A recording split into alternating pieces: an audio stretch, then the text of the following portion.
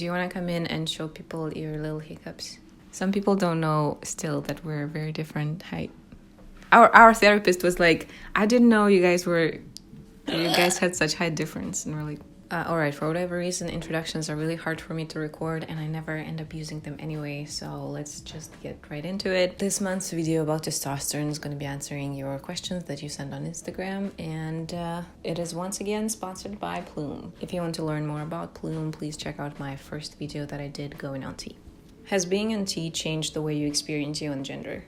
No. For me, it hasn't changed the way I experience my own gender. I identify, if you didn't know, as non-binary, gender non-conforming, queer, somewhere on the trans spectrum. So I don't fit into the cis system or into the binary system. And being on testosterone gives me some changes to feel a certain of balance with my presentation, but the way I experience my own gender, the way I identify is not changing. Does testosterone change or affect breast size? Yes, it does. For a lot of people who do go on testosterone, their chest size goes down a little bit. It's not to a point where it would like look very masculine or where you wouldn't want top surgery if you have chest dysphoria, but it does affect it in a way where it just kind of flattens out a little bit. Do you feel any psychological changes like mood swings, etc.? I personally do not. I've heard a lot about it. I've been kind of a little almost scared or uncertain about some of those things because I've heard that it makes people like more aggressive or like super angry suddenly. Like mood swings and psychological changes and emotional imbalance or changes happen more often if you are on a higher dose and the interval in between you when you take testosterone and when it goes down is much bigger. I'm on a smaller dose and I take it every week. So for me, I think that kind of like roller coaster of psychological and emotional changes is very like, it's kind of like a gentle wave rather than like a whoop-ow. So I don't. What are the main changes you want from taking T? The main change I want is the voice drop, which is already happening.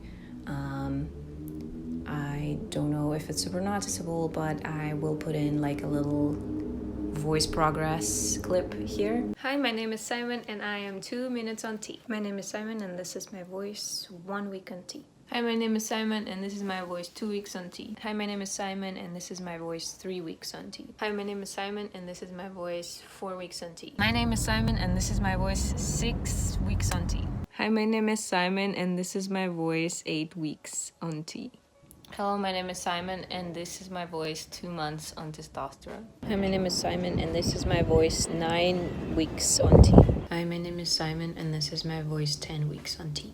Hello, my name is Simon and this is my voice 11 weeks on testosterone. Hi, my name is Simon and this is my voice 12 weeks on T. It's very important to me that I sound at least similar or closer to how I sound in my head, because every time I like record a video like this, I rewatch it later and I'm like, who is this? Who's speaking? That's not me. I don't sound like that. In a lot of ways, my gender dysphoria is very dependent on how I'm perceived by other people. And so, like, if you take a call, right, like my name is Simon, so you would think people would assume that I am not a girl, for instance. But as soon as I speak, they change even the way they perceive my name. They would say, Simone? So they try to feminize everything about me, not even knowing how I look like, not knowing anything about me, just based on my voice. So for me, it's very important to kind of maybe balance it out a little bit and have not a masculine voice, but just a lower voice where it would maybe leave people questioning a little bit, like, is it, I don't know, I'm just gonna stick to a general they, them kind of vibe. I don't know if that makes sense, but how long do you think you'll be on T for? I'm planning right now to be on T for about 5 or 6 months. The changes I'm having right now are very gradual, so whenever I feel like, oh, I feel comfortable, like that's it, that's the level I want to be on, then I'm just gonna talk to my medical provider on Plume and say, I think I'm ready to like lower the dose and eventually go off T. I'm not currently planning to continue for a long time. Are there any changes from T you aren't happy with? I got a bunch of questions that were kind of like, what are some things that you don't want or don't like or aren't happy with? And there's definitely some things that are less desirable for me because, again, I am not trying to, like, I'm not a man. I'm not a trans man. I'm not a guy. I just want to kind of stay in my in the career space that makes me comfortable, whatever that means for me. Sorry about how crusty my shirt looks like. I didn't realize, but now I'm a little embarrassed. My skin changed. It's rougher and it's oilier, and I have more acne, or I have more hair. I have some hair on my stomach that I don't particularly care about. I don't not want it. I don't want it. Like, I don't really care. I have a little bit of hair over here and over here, and like I like shave it off, but it's a bit of a stubble.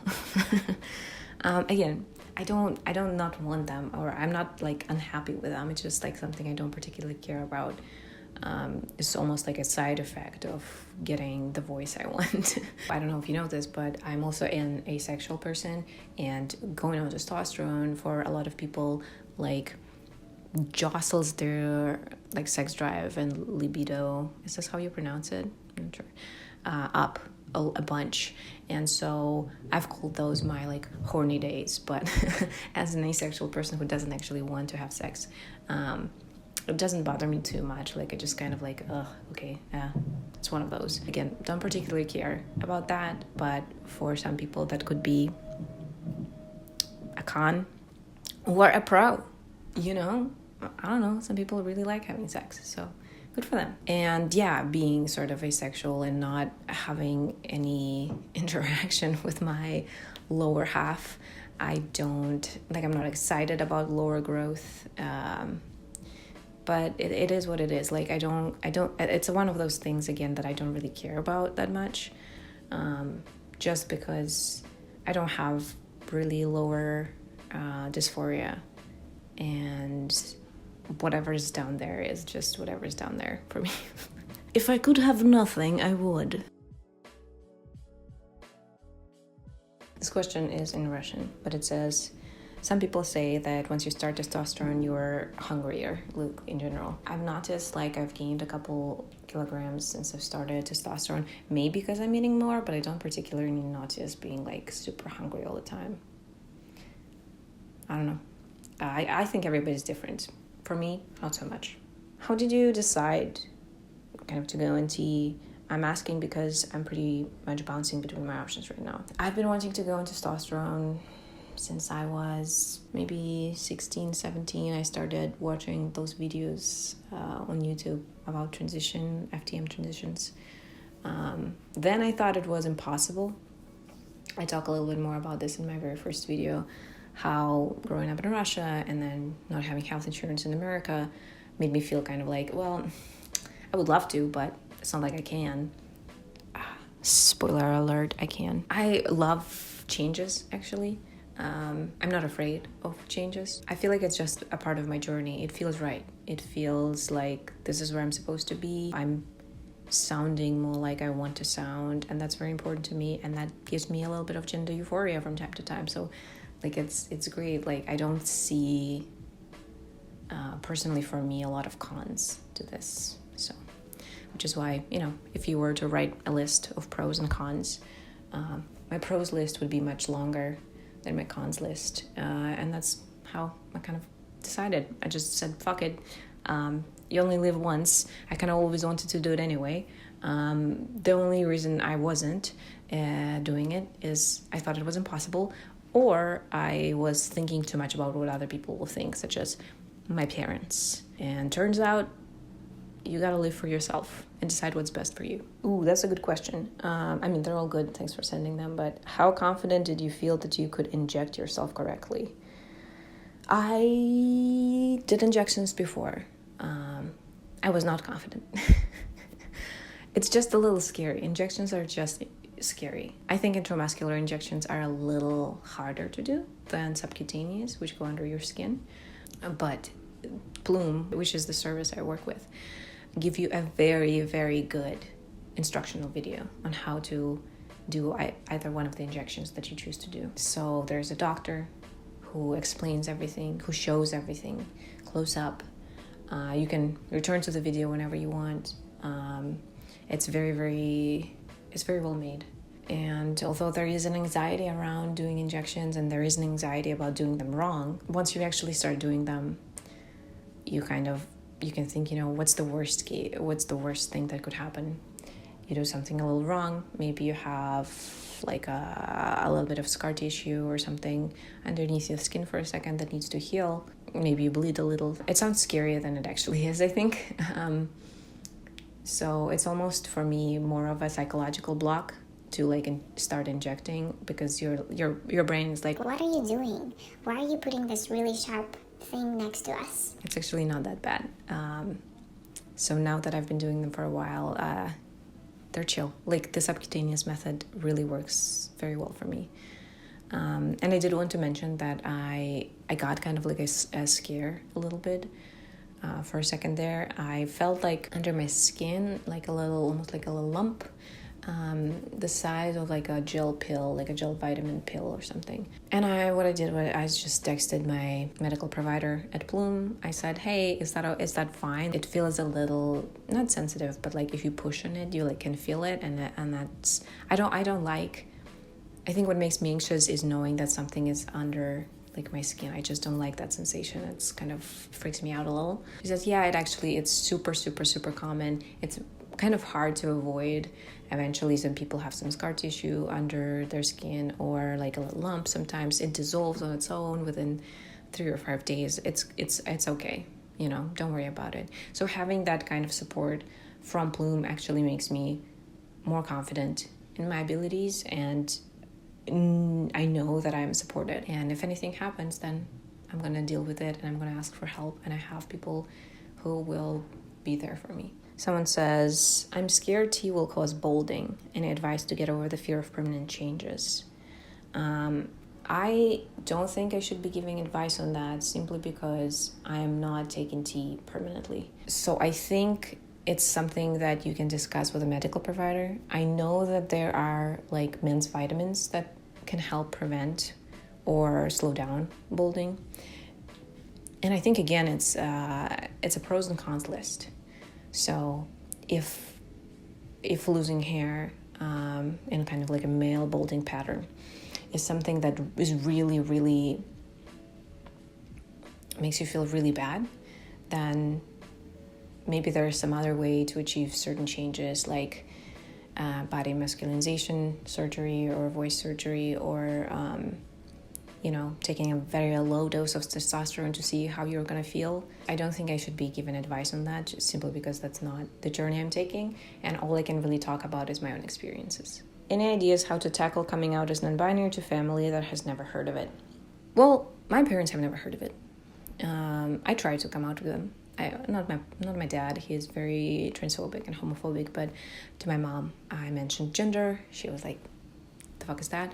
That was sort of the end of it. I know it's important for a lot of people to come out to their families and to make sure that they're understood, that they're accepted, that they're,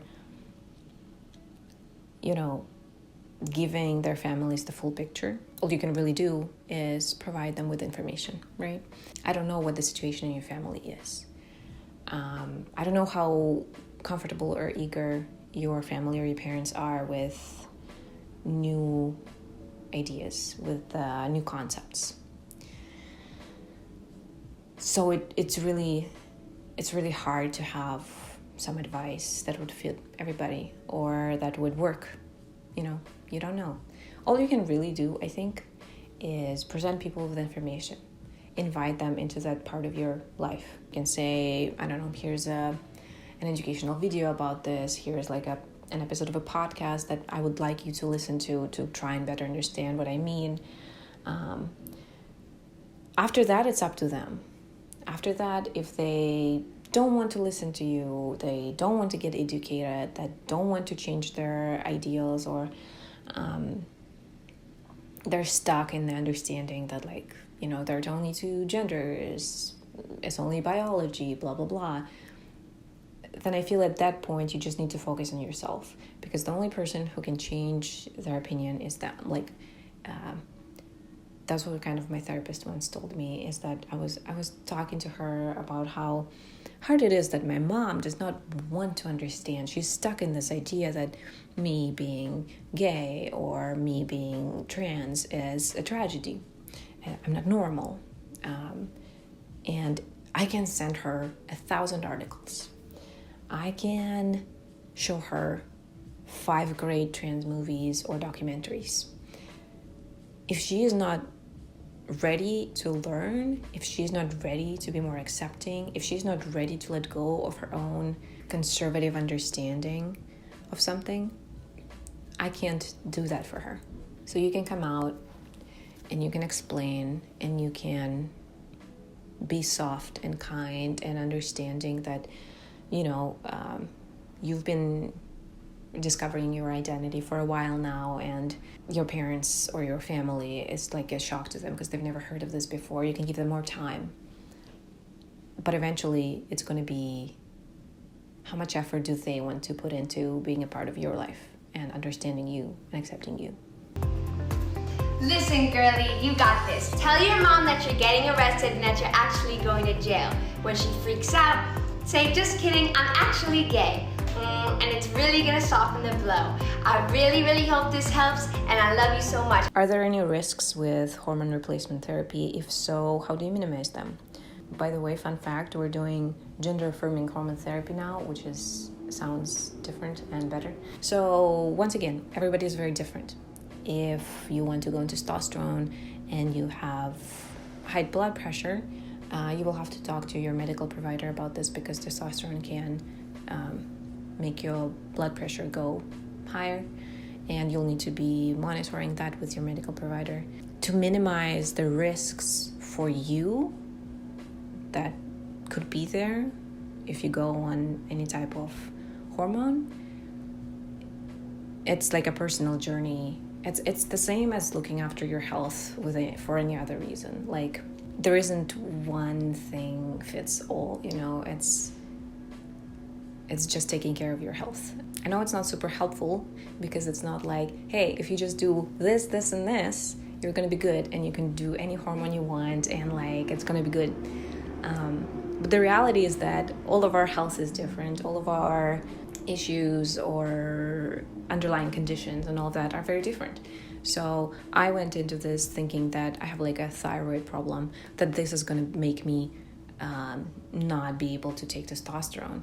And as I talked to a medical provider, they said, no, that has nothing to do with testosterone, even though, thyroid is responsible for some hormones. You're good. So I'm not a doctor. For you to minimize any risk for your health specifically, if you have any underlying condition, you'll need to talk to a doctor.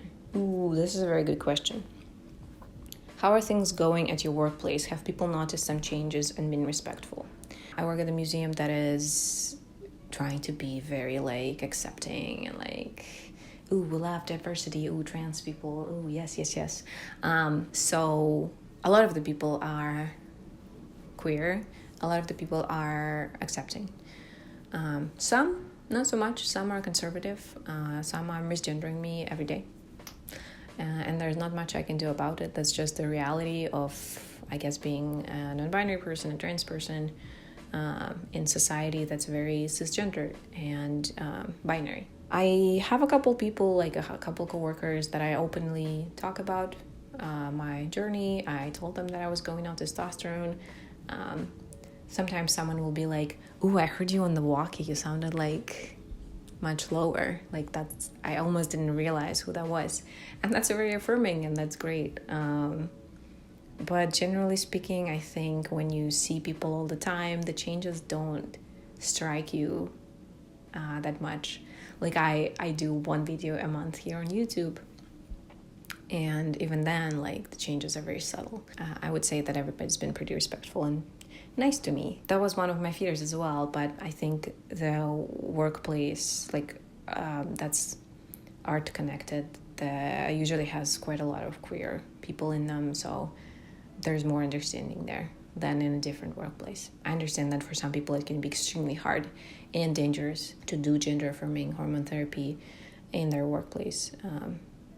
And I wish it wasn't bad, and I wish it wasn't dangerous, and I wish everybody could feel safe to do that, but I understand that that's not the case for some. Are you sad to waiting for the changes? I see people change on the internet faster than me.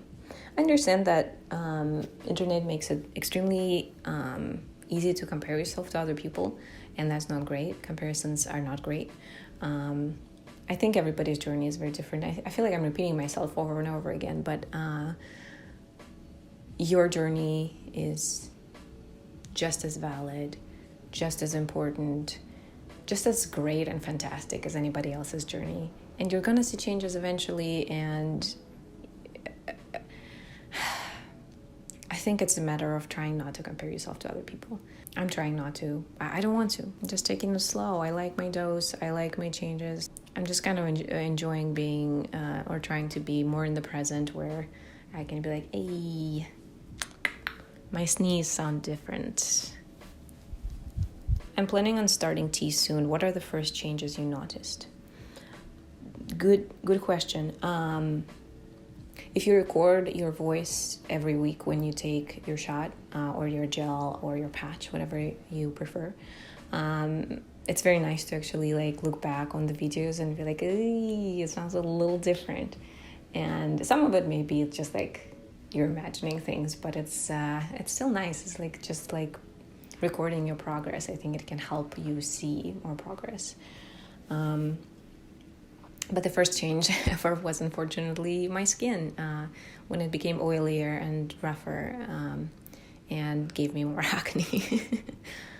So that's fun, something to look forward to, I'm sure. Yeah, a little bit of hair here and there. Another change that came very fast was the kind of like mustache area. The hair that used to be kind of like a peach fuzz became kind of like a stubbly texture, so it's like prickly a little bit. So those were the kind of like two first changes that I've noticed. Can I have plume outside of US? Unfortunately, no.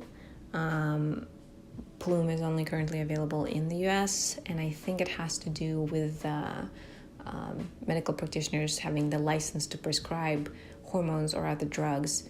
It's different in different countries. So you can't be like an American doctor who just goes to Europe and starts prescribing things without having the license in Europe. Hopefully other countries will see the success of Bloom, which is why I think it's important to talk about Bloom and like support Bloom in any way.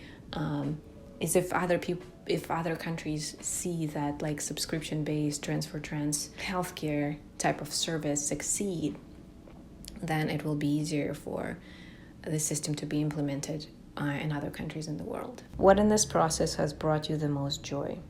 I very rarely have gender euphoria, which is the opposite of gender dysphoria, which is when you feel like yourself, like you're like, wow, that's me. And I think my voice changing is giving me a little bit of that. When I wake up or when I'm tired and it's just like this a little like rumbly, like soft but lower, I feel kind of a lot of joy about that.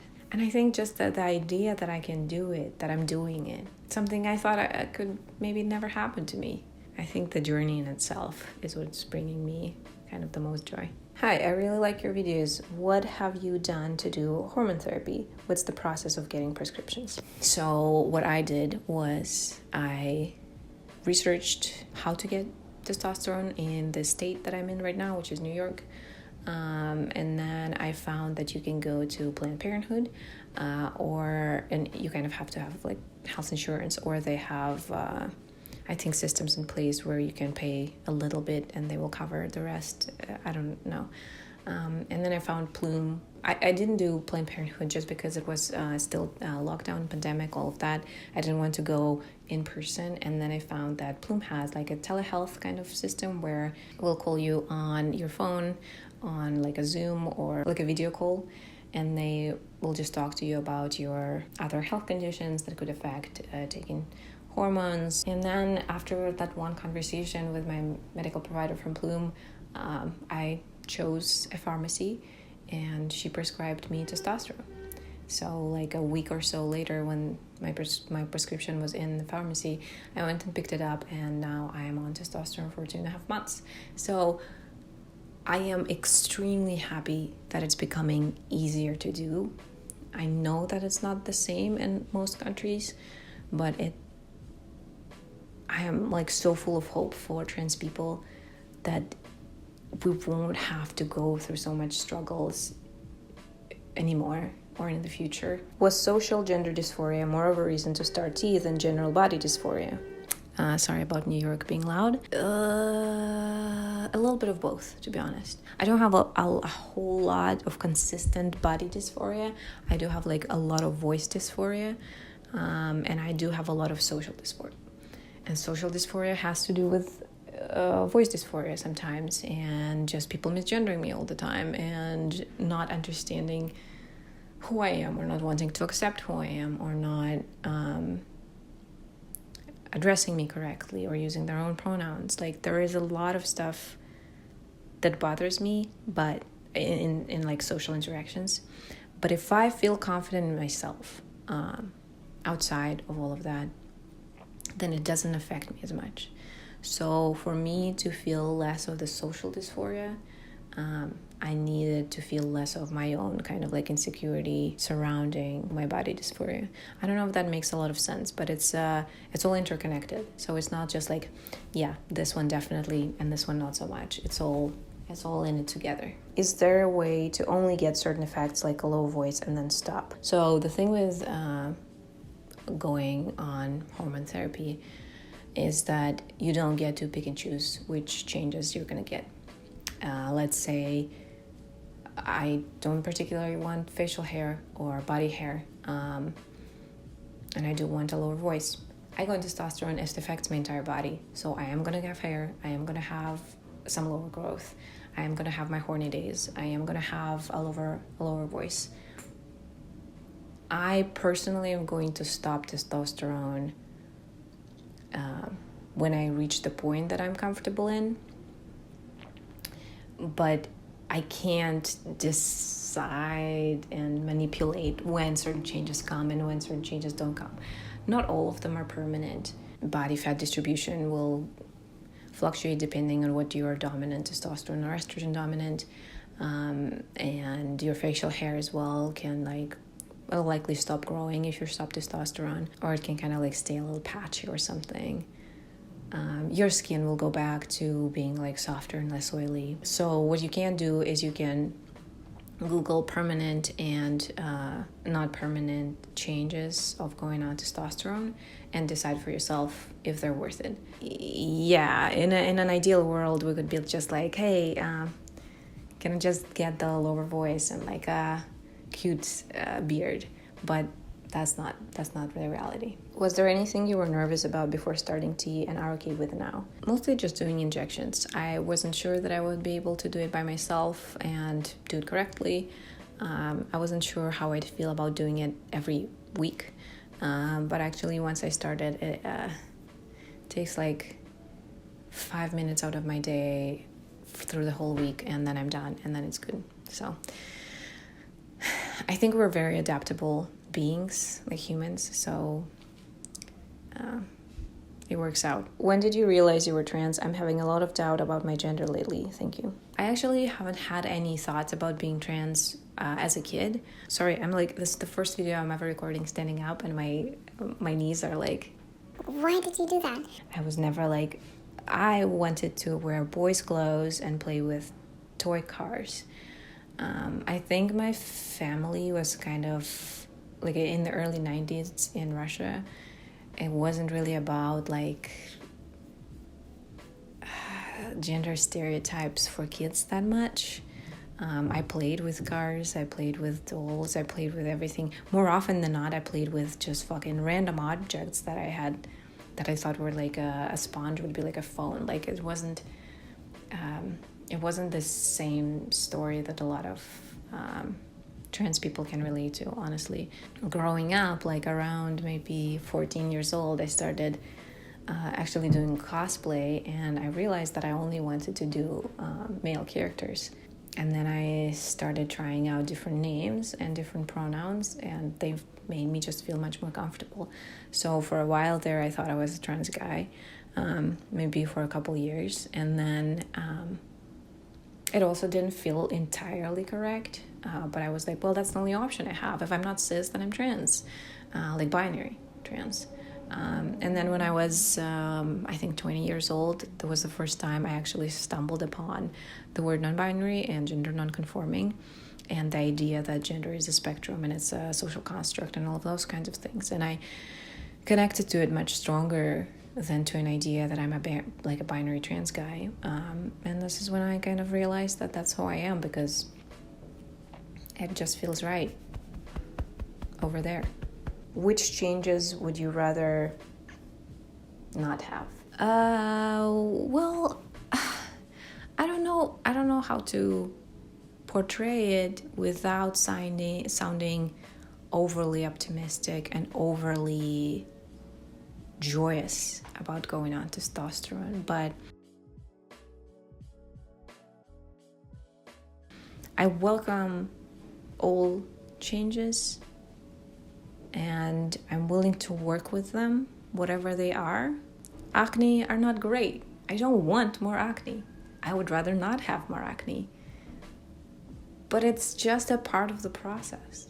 I don't know. I'm just trying not to be so hard on myself. I think it's working on sort of just loving yourself for who you are, no matter what changes come and go. I feel like it's such a long and boring video that I've just made, but I'm trying my best to answer as genuinely as I can and be as helpful as I can be. So hopefully someone will find this helpful. And I'll try to make the next video a little more fun. I just got a little tired recording this, so I'm just gonna go. I'm gonna go on a walk, I think. But if I did not answer your question, or if while listening to this whole thing you were like, oh, actually I have another question, leave them in the comments and I'll try to answer them in the comments. Thanks so much for hanging out with me. Thanks for sending in your questions, and I'll see you in the next video, I guess. I don't know when that's gonna be. Ba-da-ba-da-bum.